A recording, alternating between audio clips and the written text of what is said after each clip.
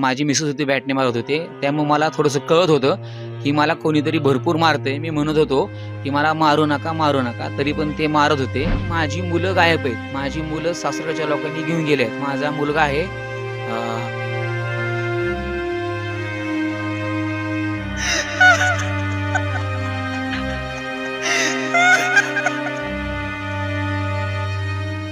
Police station Baramati city या ठिकाणी गुन्हा क्रमांक 313/2026 हा 5/8/2026 रोजी दाखल झालेला आहे। याच्या 2-3 दिवस अगोदरची घटना आहे दाखल होण्या अगोदरची।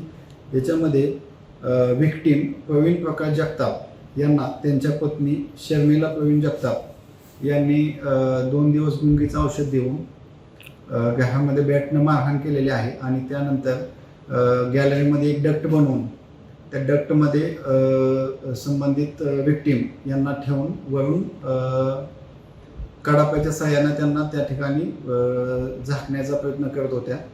संबंधित माहिती आपल्याला गोपनीय बातमीदाराकडून पोलिसांना माहिती मिळाली। पोलिसांनी तात्काळ घटनास्थळी जात हा जो खुनाचा प्रयत्न होता तो उघड केलेला आहे आणि त्यामध्ये सध्या विक्टीमचा जीव वाचवलेला आहे। यामध्ये आपण BNS 109(1) व BNS 108(1) या अन्वये गुन्हा दाखल केलेला आहे। संबंधित आरोपी अटक आहे आणि त्यांना आपण न्यायालयापुढे हजर करून सध्या त्यांना 10 ऑगस्ट 2026 पर्यंत आपल्याला पोलीस कस्टडी मिळालेली आहे। यासंबंधी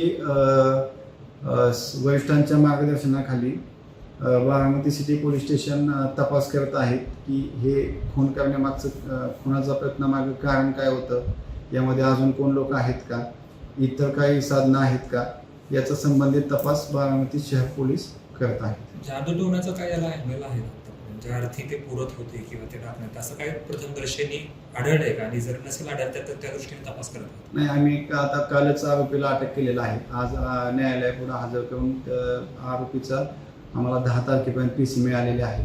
तर त्याबद्दल आम्ही संबंधित आरोपीकडे चौकशी करतो की त्या अनुषंगानं काय आहे का, ते चौकशी अंती आपल्याला निष्पन्न होईल ते त्याचा काय अँगल असेल तर। जादू टोण्याचा विषय का, कारण त्याच्या घरात जे कॅलेंडर आढळून आलं आहे त्या कॅलेंडरवरती ज्या तारखा आहेत त्या तारखांवरती रिमार्क आढळलेत, नो रिझल्ट।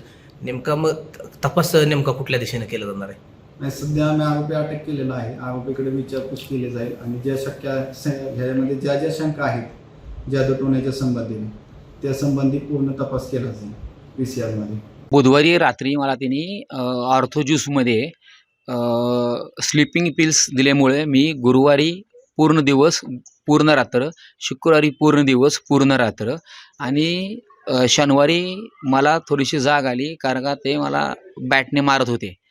अजून माझी मिसेस होती बॅटने मारत होते, त्यामुळे मला थोडंसं कळत होतं की मला कोणीतरी भरपूर मारतंय। मी म्हणत होतो की मला मारू नका, मारू नका. तरी पण ते मारत होते। ह्याच्यामध्ये माझी मिसेस होती आणि अजून कोण आहे हे मला माहिती नाही आहे। आणि त्यानंतर त्यांनी मला उचलून त्या जो गॅलरीमध्ये डक्ट बांधला होता त्या डक्टमध्ये त्यांनी मला टाकलेलं होतं।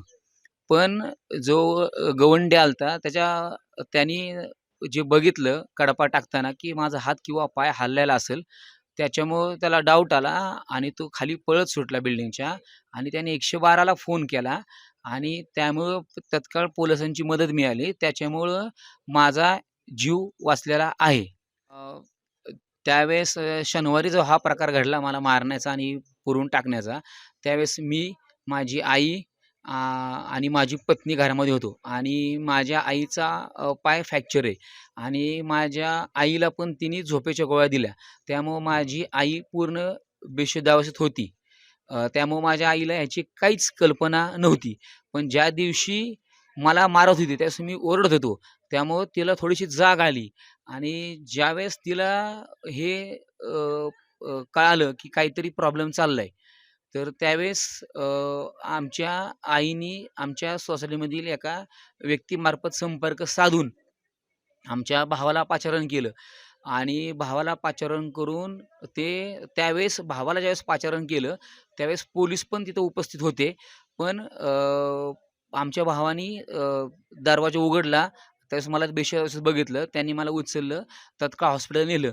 पण आमच्या घरचे सगळे लोक प्रचंड घाबरलेले होते.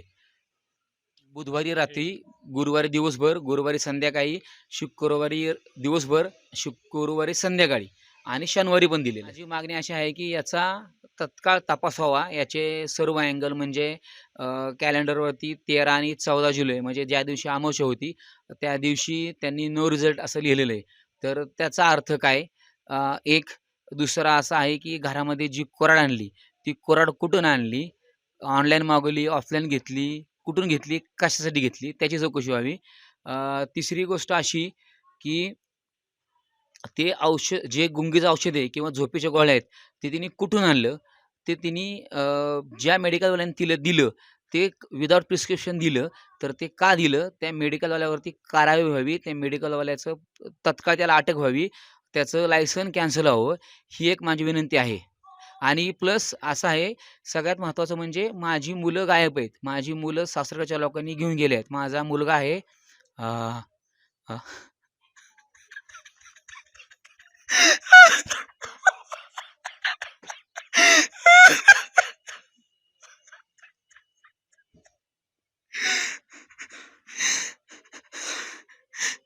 माझी दोन्ही मुलं गायब आहेत.